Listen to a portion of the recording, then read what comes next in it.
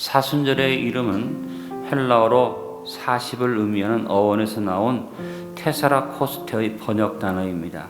영어에서 사순절은 렌트, 독일어에서는 렌츠로 사용하는데 그 의미는 모두 봄이라는 뜻에서 기원하고 있습니다. 예수 그리스도로 말미암아 회개하고 우리가 새 생명 얻은 것을 의미하는 것이 바로 사순절의 의미가 됩니다. 40일간 지키는 사순절은 부활주일에서 주일을 뺀 40일 전부터 시작이 됩니다.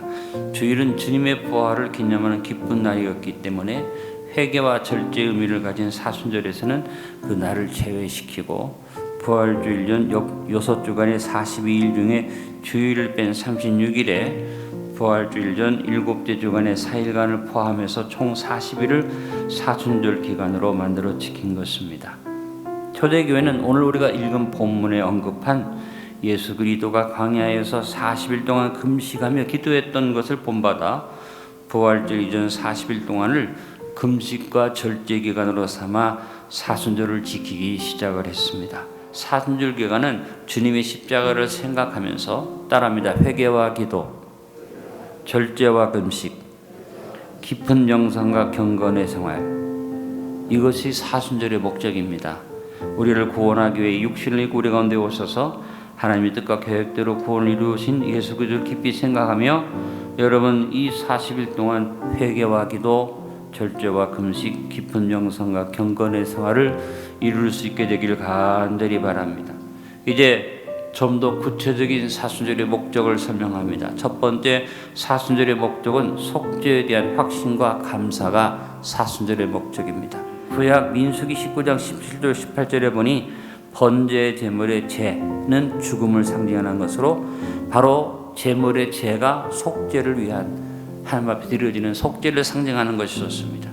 그 부정한 자를 위하여 죄를 깨끗하게 하려고 불살한 재를 가져다가 흐르는 물과 함께 그릇에 담고 정결한 자가 우슬초를 가져다가 그 물을 찍어 장막과 그 모든 기구와 거기 있는 사람들에게 뿌리고 또 뼈나 죽임을 당한 자나 시체나 무덤을 만진 자에게 뿌리되, 그래서 죄를 뿌리고 죄를 물에 탄 것을 뿌리는 것은 속죄를 의미했다는 것입니다. 구약의 경건한 유대인들은 하나님의 특별하신 섭리를 바라볼 때 제일 먼저 하나님 앞에 죄를 뒤집어 쓰고 회개 기도를 드렸습니다. 그런 의미에서 중세교회 사제들은 회개하는 신자들의 머리에 죄를 뿌리면서 성경에 있는 구절을 읊었습니다. 너는 흙이니 흙으로 돌아갈 것을 기억하라 하는 예식을 행하였습니다. 그래서 사순절의 첫날을 금식 시작일이라고도 부릅니다. 제 위에 앉아서 금식하면서 회개하는 기간이 사순절이었던 것입니다.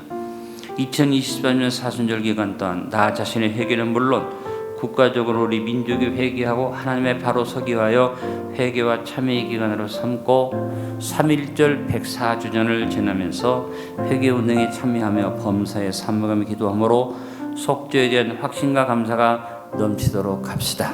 두 번째, 사순절의 목적은 회개와 준비입니다. 앞서 살펴본 것처럼 40이라는 숫자의 가장 큰 성서적 의미는 준비입니다. 사순절 절기는 신앙의 영적 준비 기간입니다. 준비되지 않은 심령은 하나님 주신 은혜와 십자가의 은총을 충만하게 받을 수 없습니다.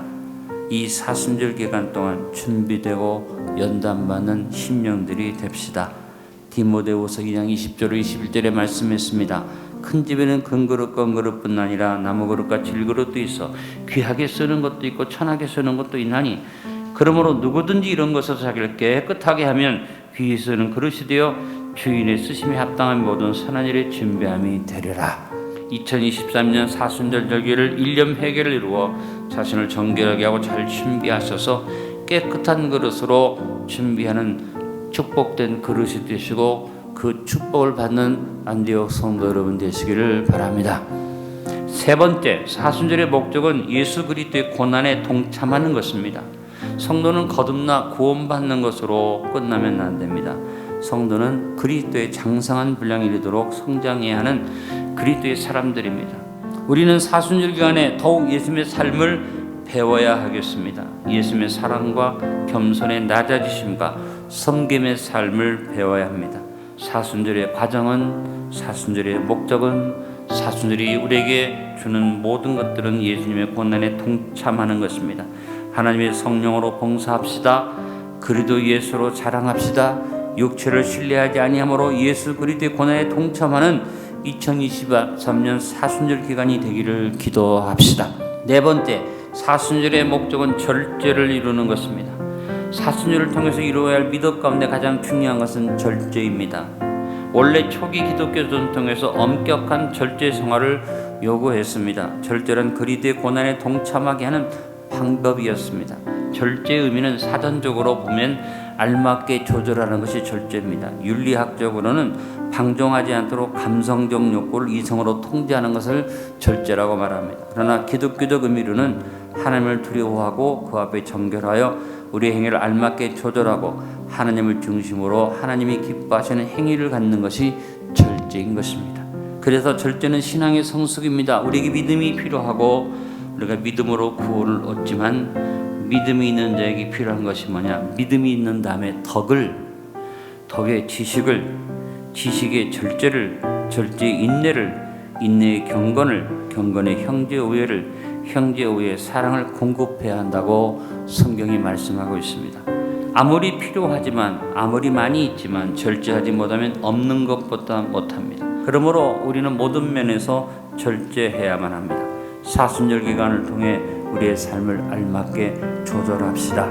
사순절의 미덕으로 절제를 이룹시다. 범사에 삼가는 삶을 삽시다. 오늘 말씀의 결론을 맺습니다. 2023년 사순절에 마가복음을 통독하고 묵상하면서 일념으로 회개하고 준비하여 더욱 성숙한 신앙인으로 다듬어지도록 합시다. 첫째로 사순절의 목적은 속죄에 대한 확신과 감사입니다. 둘째로 사순절의 목적은 회개를 통한 준비입니다. 셋째로 사순절의 목적은 그리스도의 고난에 동참하는 것입니다. 넷째로 사순절의 목적은 절제의 미덕을 온전히 이루는 것입니다. 사순절 기간 동안 말씀 묵상과 기도로 다듬어져서 더욱 성숙하고 아름다운 하나님의 자녀들이 되는 안디옥 성도들이 되시기를 간절히 축원합니다.